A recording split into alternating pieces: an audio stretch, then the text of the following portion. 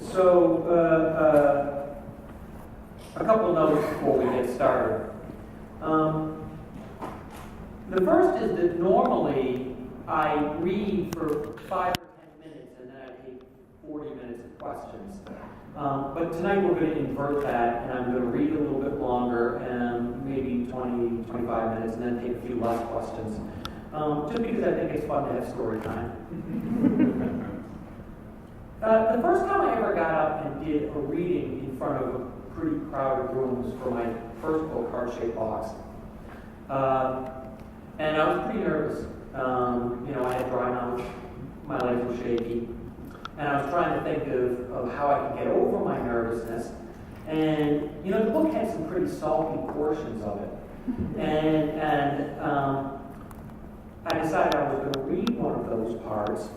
And, the story is about, in part, the relationship between a heavy metal musician and his younger, sort of groupie girlfriend. And when we meet them, they're on the rocks. Things aren't going too well. And I started reading from this chapter, and I'm like, I'm just going to go for it. So they're arguing, and she says, "You're a sympathetic son of a bitch, you know that?" And he says, "You want sympathy? Go fuck James Taylor!" As soon as I read that portion of the book, 3 little kids popped out in the crowd. It could have been more than 9. And they were like...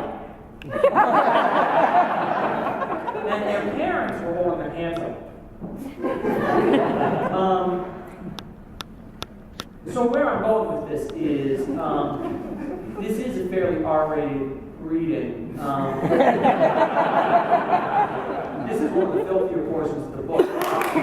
And I can't be on the hook for your bad parenting.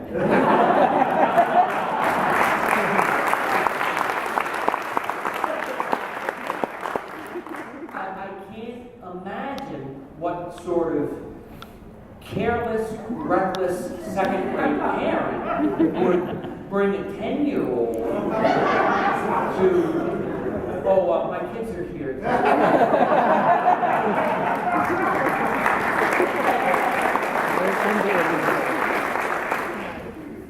My 10-year-old watched some early footage of horns and turned to me after it was done and said, "Are you sure it's not called horns?"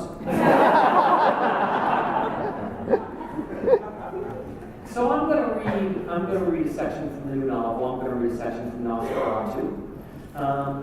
The title is NOS 482, which is the bad guy's vanity license plate.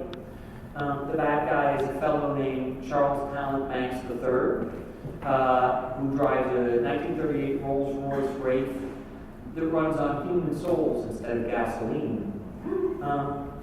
And the section I'm going to read, this is a chapter from the middle of the book, but also kind of works as a standalone story. So without further ado, we'll just go for it. St. Luke's Medical Center, Denver. When someone interesting was dead, Hicks always took a picture with them. There had been a local news anchor, a pretty 32-year-old with splendid white blonde hair and pale blue eyes, who got wasted and choked to death on her own puke. Hicks had slipped into the morgue at 1 o'clock a.m., pulled her out of her drawer, and sat her up. He got an arm around her and bent down to lap at her nipple while holding out his cell phone to take the shot. He didn't actually lick her, though. That would have been gross. There was a rock star, too. A minor rock star, anyway. He was the one in that band that had the hit from the Stallone movie. The rock star wasted out from cancer and in death looked like a withered old woman with his feathery brown hair and long eyelashes and wide, somehow feminine lips. Hicks got him out of the drawer and bent his hand into devil's horns and then leaned in and threw the horns himself. He snapped a shot of them hanging out together. The rock star's eyelids sagged, so he looked sleepy and cool. Hicks' girlfriend, Sasha, was the one who told him there was a famous serial killer down in the morgue. Sasha was a nurse in pediatrics 8 floors up. She loved his photos with famous dead people. She was always the first person he emailed them to. Sasha thought Hicks was hilarious. She said he ought to be on the Daily Show. Hicks was fond of Sasha, too. She had a key to the pharmacy locker, and Saturday night she filled from something good, a little Oxy or some medical-grade Coke, and on breaks they'd find an empty delivery room, and she'd shimmy out of the bottoms of her loose nurse jammies and climb up into the stirrups. Hicks had never heard of the guy, so Sasha used the computer in the nurse's station to pull up a news story about him. The mugshot was bad enough. A bald guy with a narrow face and a mouthful of sharp, crooked teeth. His eyes were bright and round and stupid in their hollow sockets. The caption identified him as Charles Talent Banks, sent to the federal pen more than a decade before for burning some sorry motherfucker to death in front of a dozen witnesses. It's not any big deal, they said. He just killed one dude. He's worse than John Wayne Stacy. He killed like all kinds of kids. All kinds. He had a house where he did it. He hung little angels in the trees for everyone he cut up. It's awesome. It's like creepy symbolism. Little Christmas angels. They called the place the sleigh house. Get it? Do you get it, Hicks? No. Like he slayed them there, but also like Santa's sleigh? Do you get it now? She said. No. He didn't see what Santa had to do with a guy like Banks. The house got burnt down, but the ornaments are still there, hanging in the trees like a memorial. She tugged at the drawstring of her scrubs. Serial killers get me hot. All I can think about is all the nasty shit I do to keep him from killing me. You go take a pic with him and email it to me. And tell me what you're going to do if I don't get naked for you. You didn't see any reason to argue with that kind of logic. And he had to make his rounds anyway. Besides, if the guy had killed lots of people, it might be worth taking a pic to add to his collection. Hicks had already done several funny photographs, but he felt it would be good to have a snap as a serial killer to demonstrate his darker, more serious side. In the elevator alone, Hicks drew his gun on his own reflection and said, "Either this is going in your mouth or my big cock is," practicing his lines for Sasha.